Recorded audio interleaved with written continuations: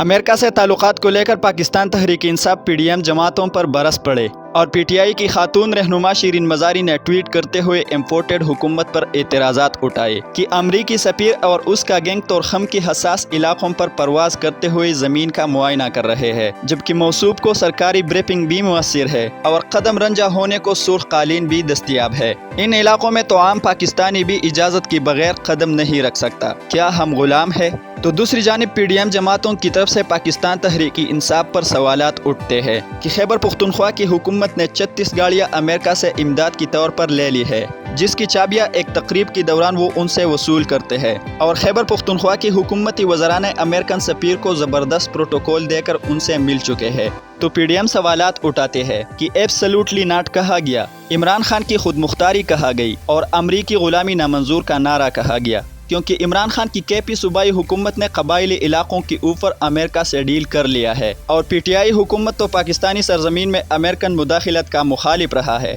जबकि अब PTI की सूबाई हुकूमत अमेरिकन के साथ प्यार और मोहब्बत की पिंकें चढ़ा रहे हैं और उनसे इमदाद के तौर पर 36 गाड़ियाँ भी ले ली है। जबकि इमरान खान अपनी हर तकरीर में कबायली इलाकों में अमेरिकन ड्रोन हमलों के खिलाफ माजी की हुकूमतों पर इल्ज़ामात लगा चुके हैं। तो अब ये जो एतराज़ात का जंग जारी है सियासी पार्टियों के दरमियान, इस पर अब पाकिस्तानी एस्टेब्लिशमेंट को ब्रीफिंग देना चाहिए, क्योंकि ये इतराज़ात सिर्फ सियासी पार्टियों तक महदूद नहीं बल्कि इसका इल्ज़ाम तो डायरेक्ट पाकिस्तान की एस्टेब्लिशमेंट पर भी लगता है, क्योंकि ये तो मुमकिन नहीं कि अमेरिका ने पाकिस्तान की एस्टेब्लिशमेंट को एतमाद में लिए बगैर कबायली हसास इलाकों का सैर करके उन ज़मीनों का मुआयना किया। लिहाजा ये इतराज़ात एस्टेब्लिशमेंट के ब्रीफिंग से दूर हो सकते हैं। लेकिन इस वक्त वफाकी हुकूमत पर अफगानिस्तान में अमेरिकन ड्रोन हमलों के लिए मदद करने और अपना कॉरिडोर इस्तेमाल करने का इल्ज़ाम भी आयद है, जिसका क्लेम कुछ दिन पहले अल जज़ीरा और बहुत सारे खबर रसा इदारों ने भी किया था। और माजी में इन हुकूमतों ने इस कबायली इलाकों में अमेरिका की कहने पर फौजी ऑपरेशन भी किए और अमेरिका को इन इलाकों में कार्रवाइयाँ और ड्रोन हमले करने के लिए भरपूर इजाज़त भी दी गई थी,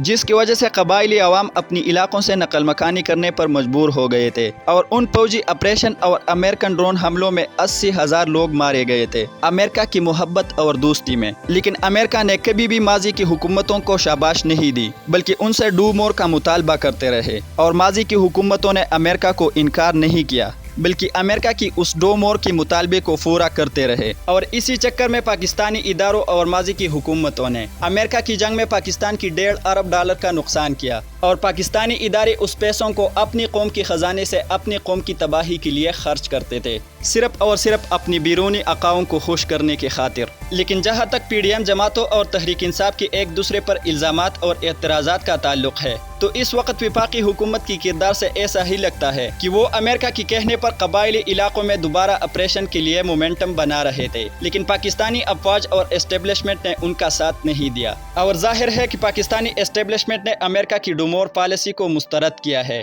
और न पाकिस्तानी अवाम आगे इस तरह की सरगर्मियों को बर्दाश्त करने के लिए तैयार है। और मुझे नहीं लगता कि पाकिस्तानी अफवाज और एस्टेब्लिशमेंट इसी तरह सरगर्मियों के लिए इस गद्दार इम्पोर्टेड हुकूमत का साथ देगा। और जहाँ तक खैबर पुख्तनख्वा की हुकूमत पर अमेरिका से 36 गाड़ियों की वसूली का इल्ज़ाम है, तो उसका हकीकत ये है कि ये 36 गाड़ियाँ कोई लग्जरी गाड़ियाँ नहीं जिसको खैबर पुख्तनख्वा की हुकूमत ने अमेरिका से कोई डील करके वसूल किए हो, बल्कि ये 36 एम्बुलेंस है। और ये एम्बुलेंस USAID प्रोजेक्ट ने खैबर पुख्तनख्वा की हुकूमत को इमदादी तौर पर दिए है। जो USAID प्रोजेक्ट पूरी दुनिया में उन इलाकों में ये सरगर्मियाँ सर अंजाम देते हैं जो इलाके कुदरती आफात, दहशतगर्द हमलों या जंग से मुतासिर हो चुके हो। और ये USAID प्रोजेक्ट का बहुत पुराना वादा था जो उन्होंने अब पूरा किया, क्योंकि जब ऑपरेशन के दौरान USAID ने खैबर पुख्तनख्वा और कबायली इलाकों का सर्वे किया था, तो उन्होंने उसी वक्त इन इलाकों के लिए अपनी इमदादी सरगर्मियों की यकीन दहानी कराई थी। लेकिन USAID ने अपना किया हुआ वादा बर वक्त पूरा नहीं किया था,